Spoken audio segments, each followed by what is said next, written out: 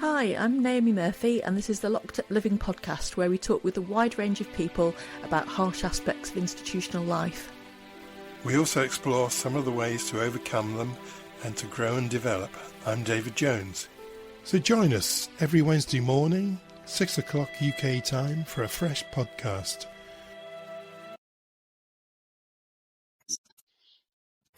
Hi Philip, really good to see you again. So Philip, like many of our guests, you're not unfamiliar to forensic work, are you? What did you do before you trained as a psychotherapist? Well, when I left school, rather peremptorily, I spent 2 years as a hippie and an actor in Plymouth. And then at the point at which people were telling me that I ought to train as an actor, I did what became accustomed really to, which is to run away from it. I thought, there's no way I can make a living. There are so many very good actors and they can't make livings. So I had always been really interested in psychoanalysis since I was 11 and first read the only book that an 11-year-old could read of Freud's, which was The Psychopathology of Everyday Life, to try to help me understand the awfulness of what I was experiencing in my life.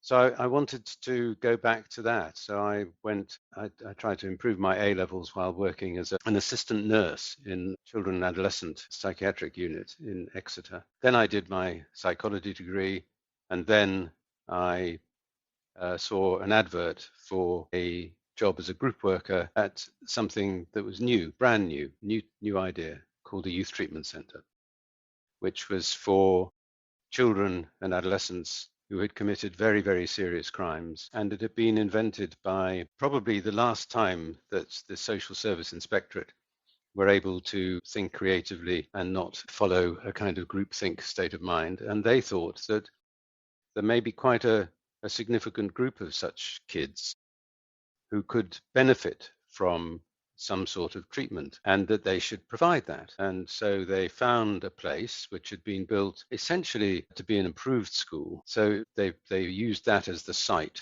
for the youth treatment centre, and they suggested that it might be that the best way to work to provide treatment for these young people would be informed by psychoanalysis, therapeutic communities, and similar kinds of enterprises and theories. And that beyond that, they had nothing much more that they could offer except have a go and see what you can do, which was rather wonderful. The first attempt to do it was led by a psychiatrist and collapsed. And when I applied, was joining the second attempt to make this work. And I was given a job, which was extraordinary because the group work level of the job was senior people in their own professions, and the professions that people came from were teaching, nursing, and residential social work.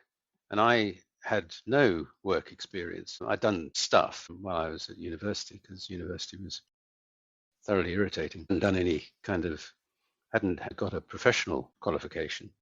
So I was accepted into this group and joined in the enterprise of trying to discover how we might make a difference. And then a couple of years into my time there, just as I was missing the hippie thing and preparing to go off to India and do that, a job as they called them house leaders of one of the units came up, and the consultant psychiatrist told me that I should apply, which I thought was quite mad. So I applied and demonstrated that it was quite mad because I was appointed.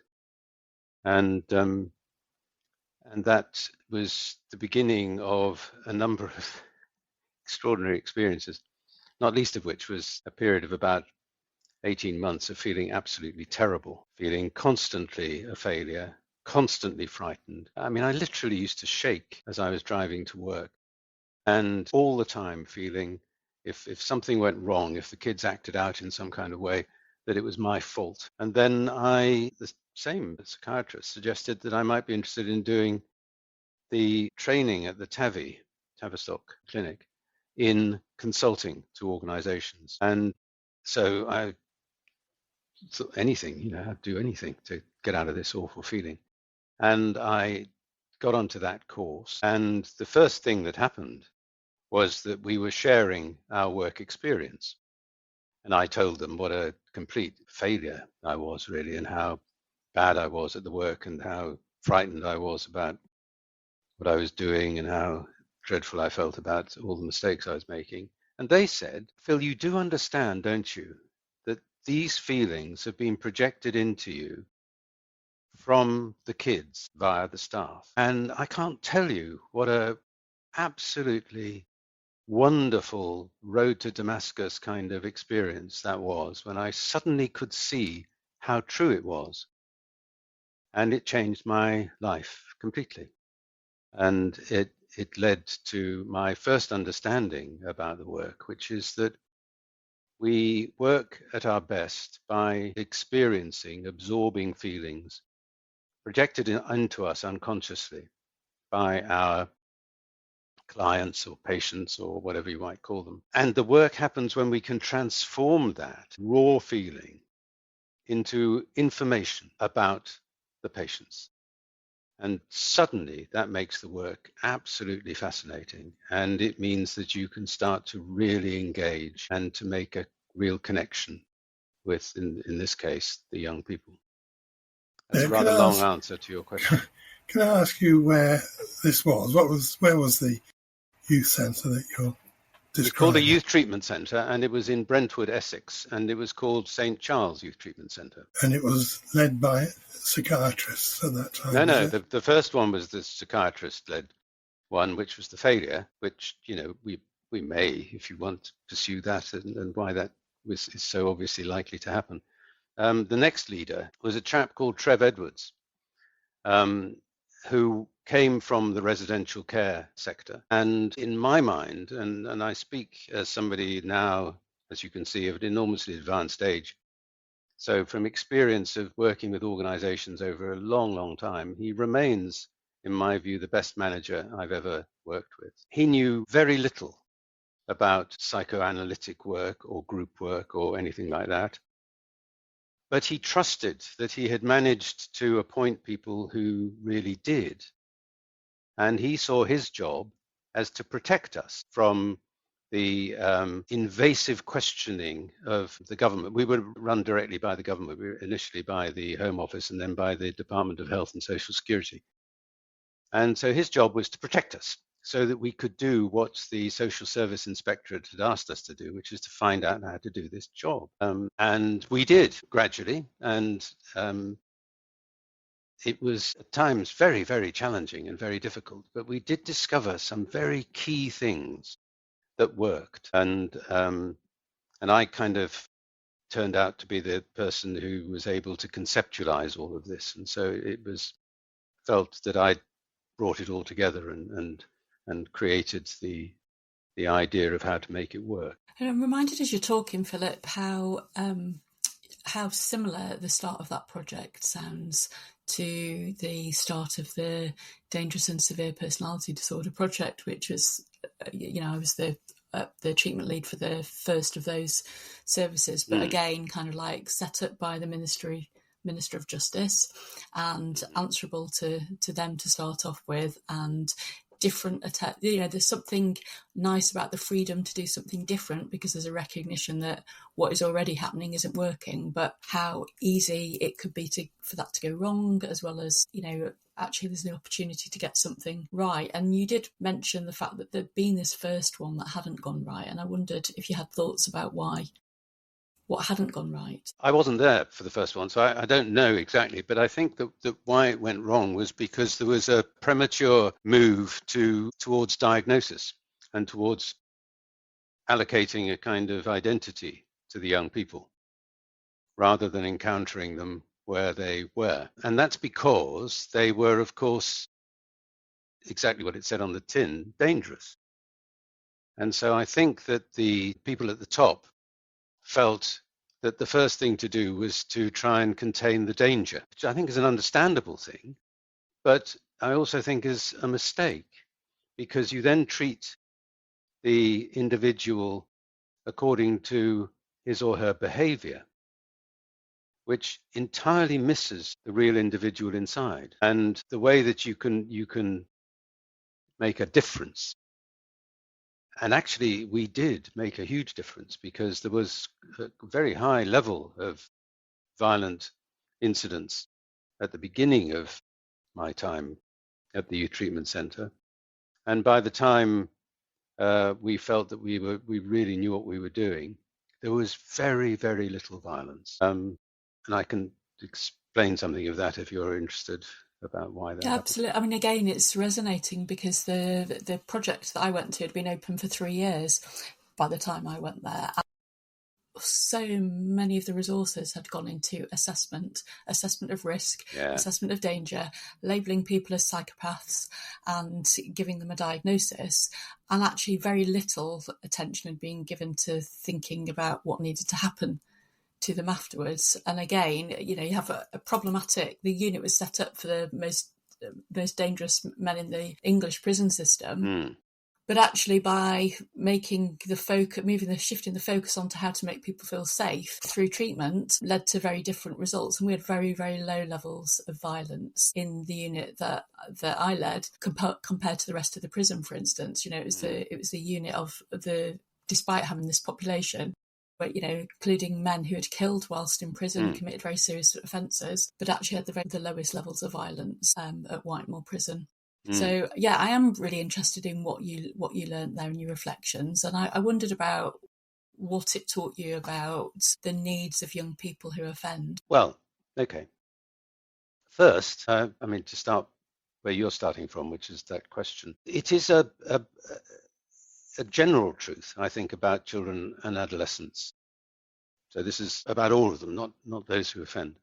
That it's a terrible error that parents often make to give too much decision making to the child. They're not equipped to make decisions for a number of different reasons, but the most obvious one, which I often, when I'm trying to teach people about this, talk about the decision about what secondary school kids should go to. And I think it's a terrible thing to give that choice to the 11-year-old or however old it might be. Because then the 11-year-old, when it all feels as if it's gone wrong, is left blamed for it. But the 11-year-old has no way of knowing how to make a decision about what's a good school for two reasons. One is that they have no sense of time in the way that an adult does. They've only been around 11 years, of which about 5 are as much as they can remember. So they can't imagine forward, let alone be able to understand anything about the things that they don't know, which they're going to learn when they're at school. And so there is a question about decision making that comes very early on, and particularly with kids who end up being very violent and destructive, that they are left, it seems to me, and for lots and lots of different stories, everybody has their own unique story, but they are left with decision making about how to spend their time and how to use their time in ways that are always too demanding for them. And then what they do is that they look for places where they can feel safe. And in the absence of a safe place at home, they very often find a safe place in a gang. And that then reinforces a particular kind of behavior, which is violence and the expression of getting rid of your anxiety by making somebody else feel anxious, by becoming violent towards them. So the first thing is to be able to make them feel safe, in the sense not that they're kind of physically locked up, because that doesn't make you feel safe. I think that can make you feel very, very scared, actually. Instead, make them feel safe by showing that we are not going to invite them to make decisions that are going to be asking too much of them. And that this will come about because the adults are really interested in what's going on in that young person. So the main mechanism that allows for a decrease in anxiety and therefore the beginning of being able to feel safe, which is the word we're looking for really, is the experience that I am cared about. And so the means by which that's delivered is what I like to call a benign inquiry. That staff who feel able to conduct a benign inquiry into what's going on here, which is simply another way of describing a loving curiosity about what's going on here, make the children feel two things. One is that they're contained because there is an intervention going on, which is saying, hang on, let's think about what's going on here.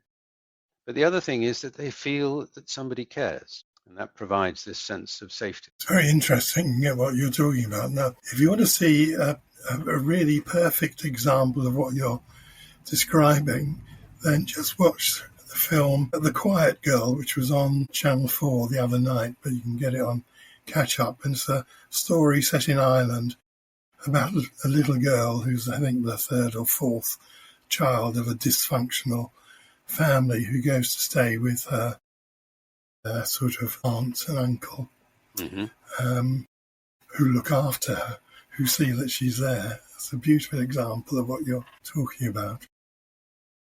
Good, thank you. I will do that. So, Philip, what did you learn about yourself from the work? What stayed with you after you left? Oh, all kinds of things. I mean, just to go back to what I said about how awful it was to be put in the position of being a leader. And I was, at that time, and for many years, I was the youngest person on site other than the kids. And yet I was in this very senior position. So the first thing I learned about myself is how vulnerable I am to feelings of failure, aloneness, isolation, and so on. What I also learned was that in the process of recognizing that these things, on the one hand, do belong to me, they are my personality, although I think these days things have changed and I've got other weird features of my personality. But although it's truly me, they also operate as hooks. Wilfred Bion called them valencies that we all have that are easily perceived unconsciously and so get, as it were, activated by somebody else unconsciously. And therefore, if you can face these things in yourself, then when they're activated at work, you can actually find that knowing that this is to do with the work makes them very, very sensitive receptors for feelings that particular kids are having and getting rid of into you and into other members of staff. So I learned that my own personality idiosyncrasies, when properly attended to, also became very helpful in the work and enabled me to transform feelings that couldn't be managed by kids and then subsequently patients and so on, to transform them into meaningful information.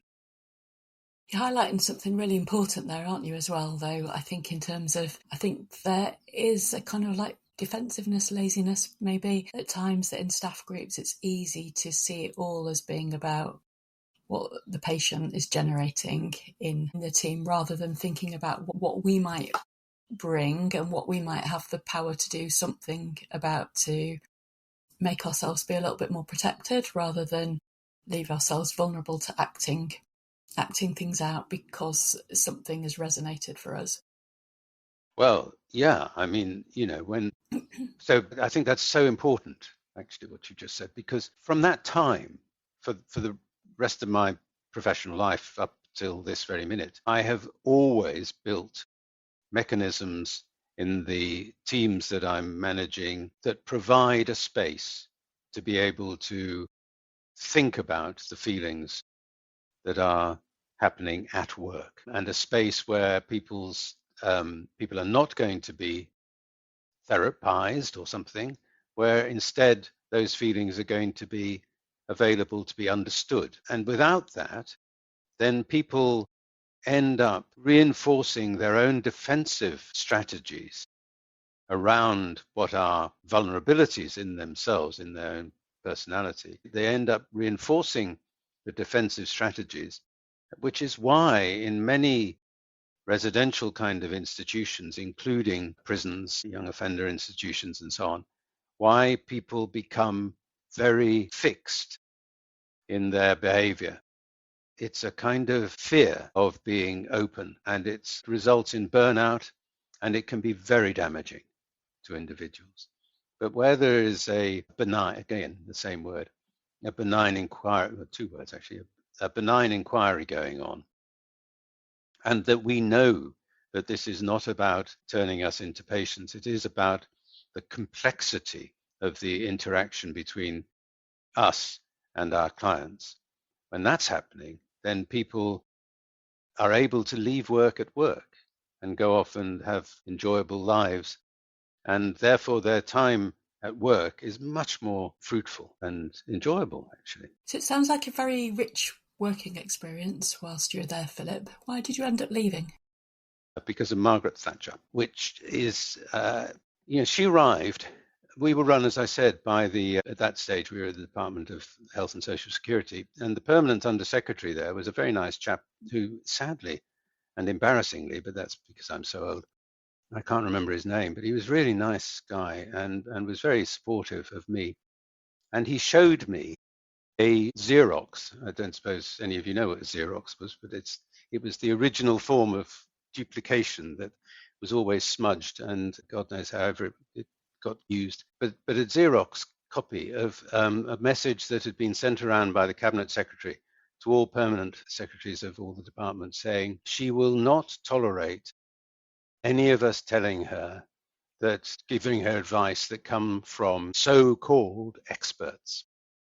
And he said, "Be careful, Philip. That's the writing on the wall." And I noted that. And then a few years later, it was very clear that there was tremendous pressure to reduce the quality of staffing in our youth treatment centre.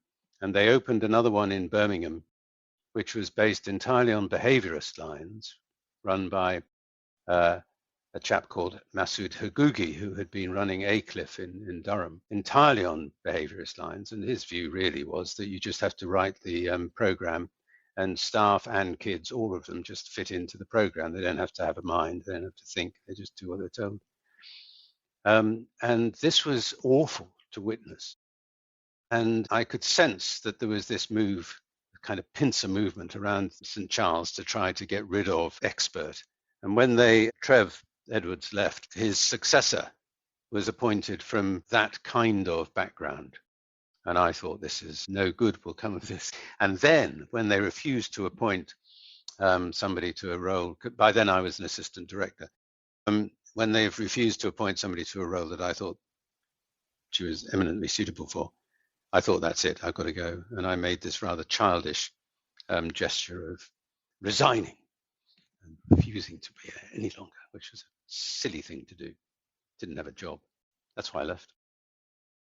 Mind you, I mean, it is interesting that 250 years later, I get approached by somebody who is setting up something called Secure Stairs in the YOI estate, because they recognized through actually the PD-CUF, personality disorder knowledge and understanding framework, which was based on a lot of my kind of meanderings. And they recognized that what they were trying to do had already been invented. And so they came to me.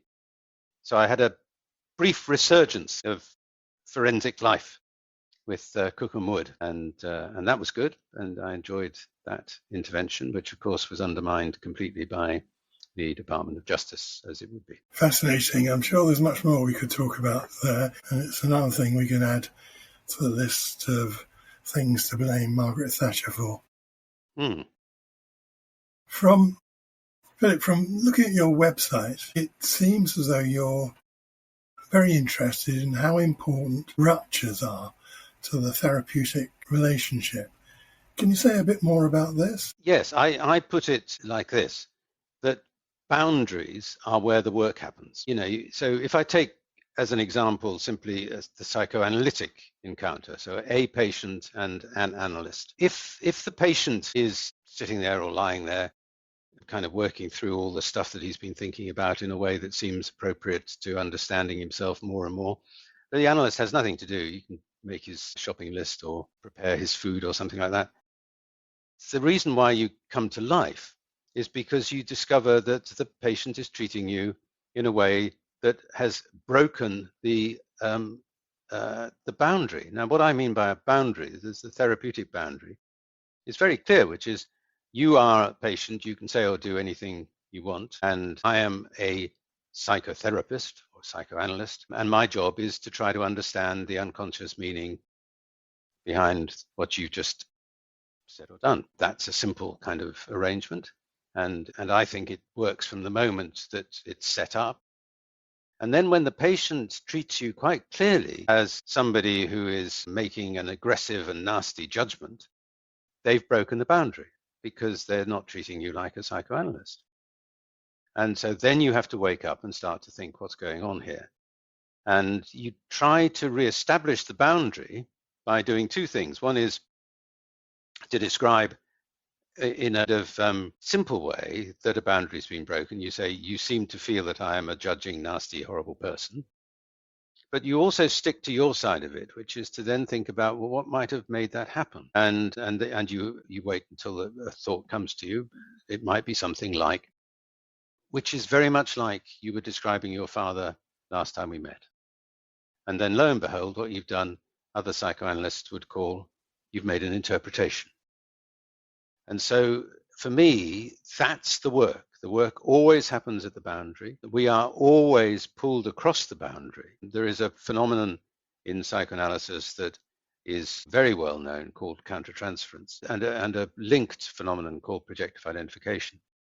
But you will know that transference is when the patient perceives the therapist as a figure from their past. And the countertransference is that the therapist feels like that. And of course, as soon as you feel like that, you're already being pulled across the boundary. If you don't notice that this is happening to you and you start behaving like that, then you have moved across the boundary. And at that point, what really matters is not that you've broken a boundary, because I'm saying that that's where the work happens. So you're always going to break a boundary if you're doing work well and in the right area. The important thing is to notice it and then to understand it and to use that understanding to share something with the patient about what's just happened. So for me, this idea, which I first started thinking about in the youth treatment center, because it was happening all the time there, has been a central feature of my thinking and my teaching, and more recently my writing, because it has an impact on how you think about the work. If you know that the boundary will always be broken, then the two things follow from that. One, which is about therapy, is that if you can imagine that that's the sort of boundary to the therapeutic container, eventually, if that's going on enough, it'll break. And so if that's going to happen, then it's sensible to have already provided a secondary container which will hold on to the work. And examples of a secondary container begin with the therapist using their own mind and a capacity to move in your mind to a third position and look at you and patient together, and then see what's going on that you might not have seen if you hadn't had that capacity. So that's the secondary container within the therapist. And then there is a secondary container that is provided, and I think is absolutely essential and links to what I said about always having available people to help you to think about your work, which is more or less summarized by the word supervisor. That you have somebody who you can turn to describe your work, who is able to pick up the things that you're not noticing about how you're getting caught up in the work and how you're being drawn across the boundary.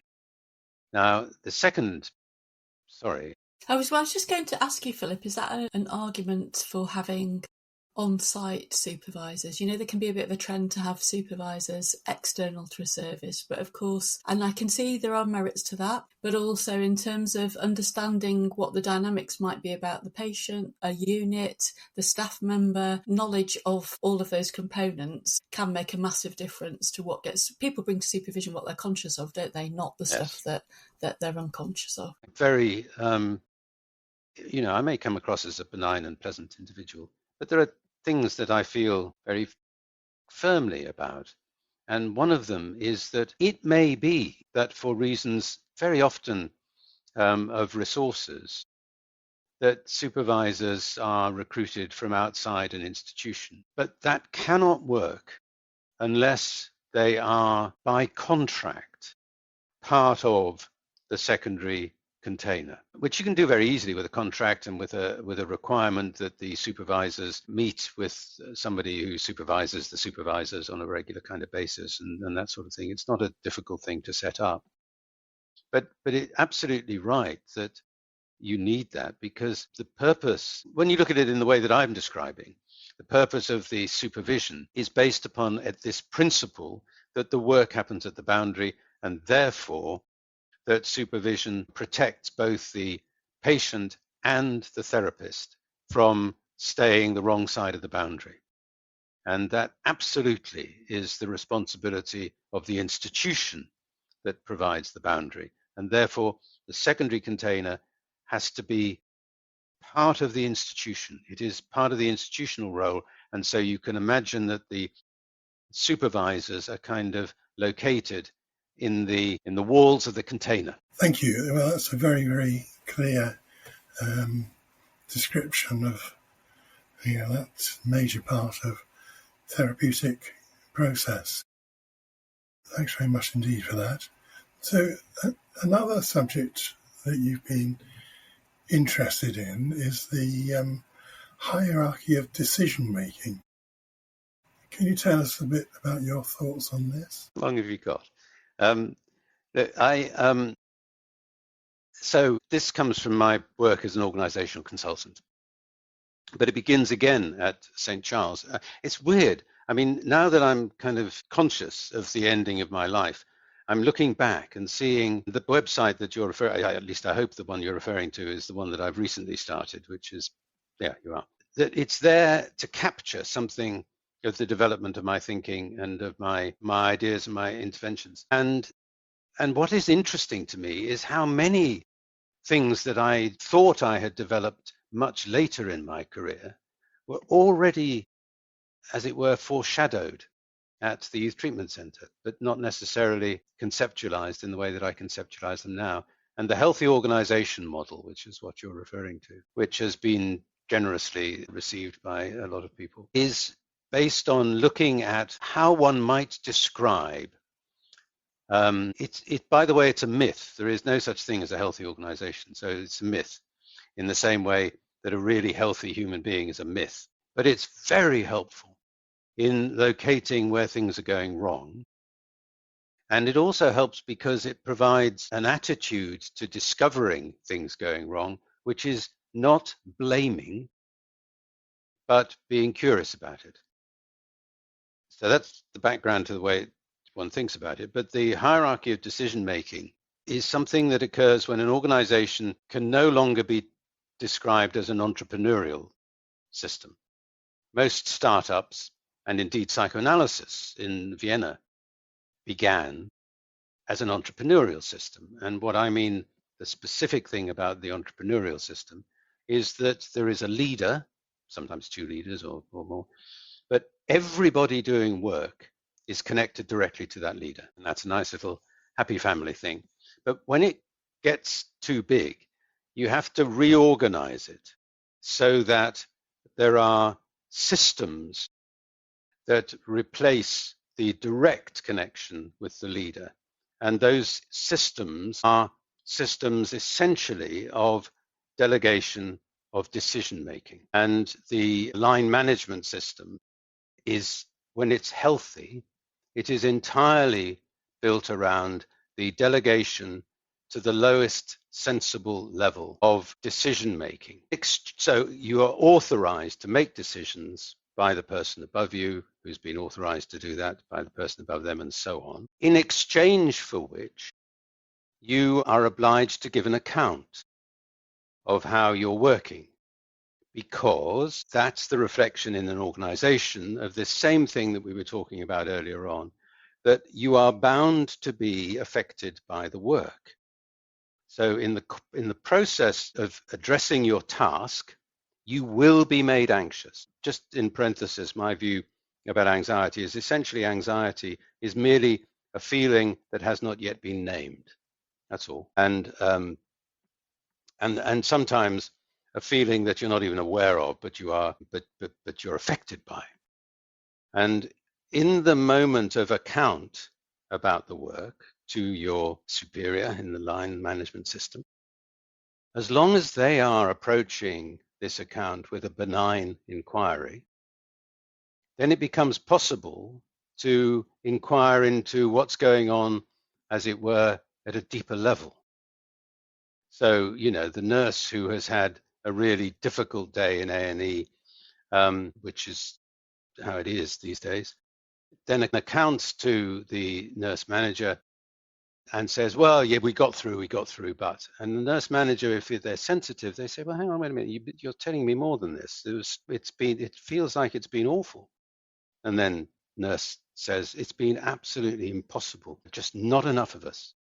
And so suddenly the feeling is transformed into information because of the encounter with a benign inquiry. And then that information can get passed on upstairs along with the anxiety that will then be unconscious in the manager about the way that he's going to or she's going to be received by people who don't want to provide any resources, and so on. And so that way, anxiety is passed up the line, and authority to do things, make decisions, is passed down the line. And that is the organizational equivalent of the circulation of the blood. That's the simplest description I can give of the hierarchy of decision making. I could go on about it forever, but you can build on that and things can come out of that. Thank you. So before we move on to another area of your working life, I know you've been interested in how we develop the capacity to think. I think this may also be connected to the work of Beyond that you mentioned earlier. Can you tell us a little bit about that? Okay. The word that immediately comes to my mind is narrative. In a kind of standing outside, briefly, you can't really stand outside, but sort of outside our existence as a species, what we can say, I think, with some confidence, is that human beings are social animals who, not completely uniquely, but pretty well almost uniquely, are designed to look after the vulnerable members of society. Now, biologists have been telling us for years, and nobody listens, that there is a very good reason for this, which is that human infants are born prematurely. I think that's very obvious. I spent my secondary school years on Dartmoor, where there's very little else to do than watch lambs being born. And they don't sort of pop out and sit there thinking, well, what the hell do I do now? They very quickly get up onto their feet and they go off and look for a nipple. And not just any old nipple, their mummy's nipple. And babies don't do that. Human babies absolutely can't do that. And so that means that it is important for human beings that we are designed to want to look after the vulnerable. Now, when you think about that as the context, and you notice that quite a lot of people grow up and appear to find that a struggle to be looking after the vulnerable, it raises the question, well, since it's such a good design, and it is a good design, we're the most successful species on the planet, that's why we're destroying it. The question is obvious, which is, well, what happened to that process?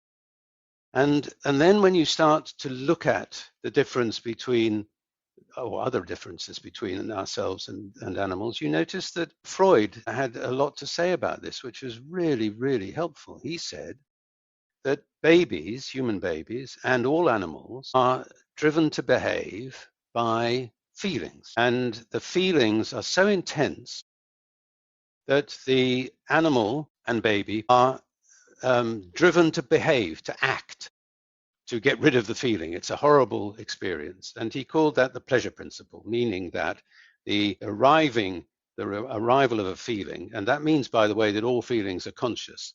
You know, you hear people claiming to be therapists saying, oh, that's an unconscious feeling. It can't be an unconscious feeling. It's a feeling, meaning you're feeling it, or you aren't feeling it, in which case that's very interesting. It's not, feelings are only conscious.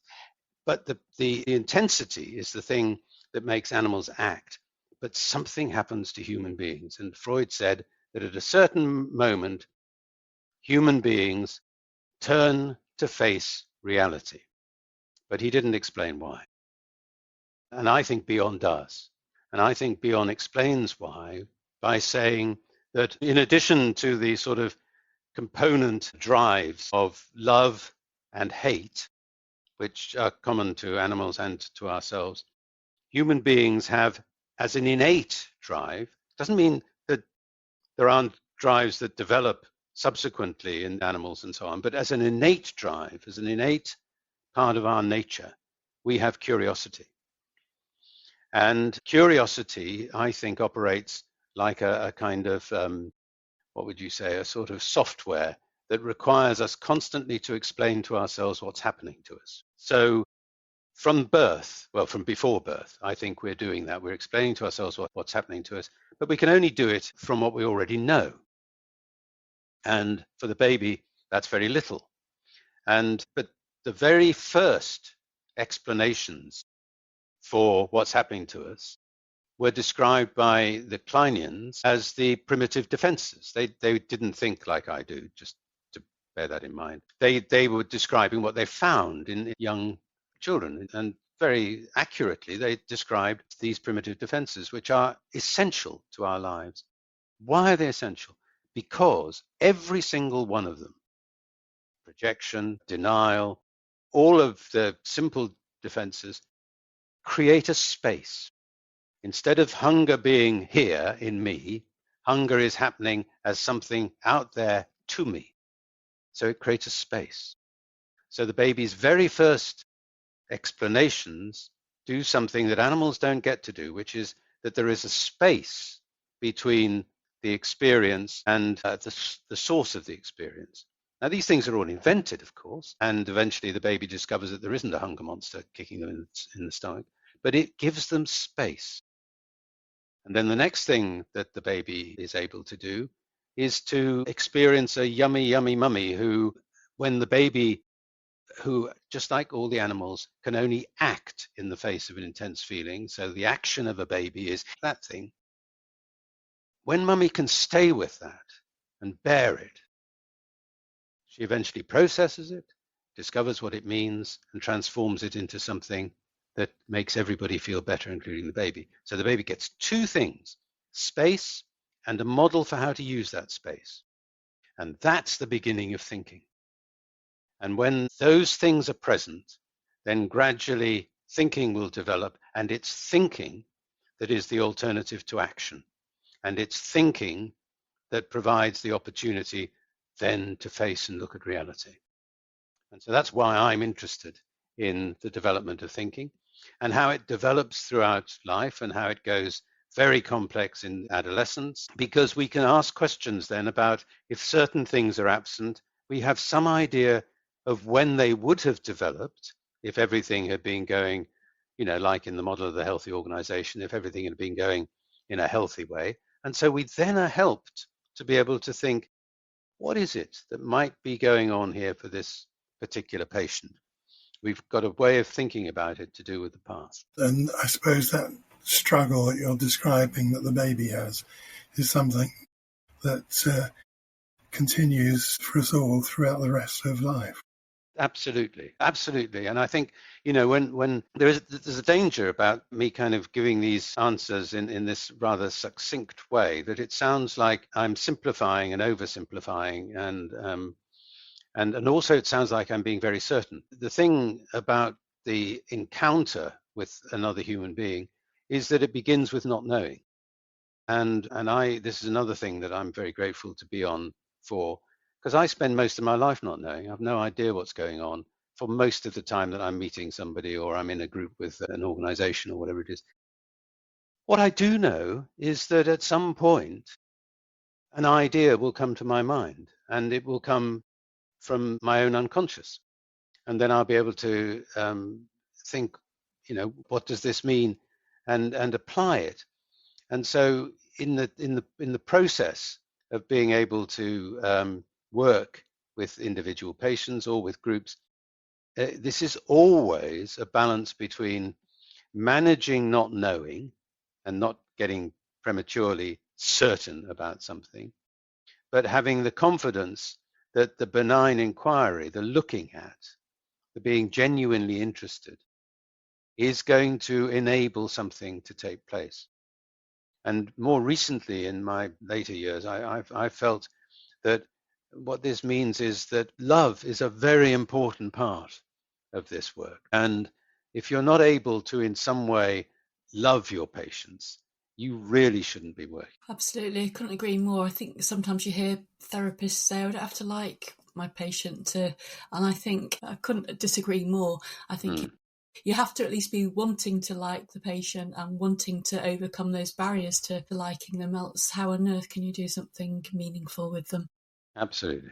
Yeah, I agree. Wondered, Philip, how, you've been doing work really at times working with quite disturbed people and organisations, and I wonder how you've looked after your own well-being over the course of your career. Well, I think I've kind of covered that in a way, because whatever I've done, when I was at the TAVI, as I was I ran a team called, because the TAVI was filled with inspiring titles, the SCI. I wanted to call it, what makes the work so difficult, a psychoanalytic approach to understanding.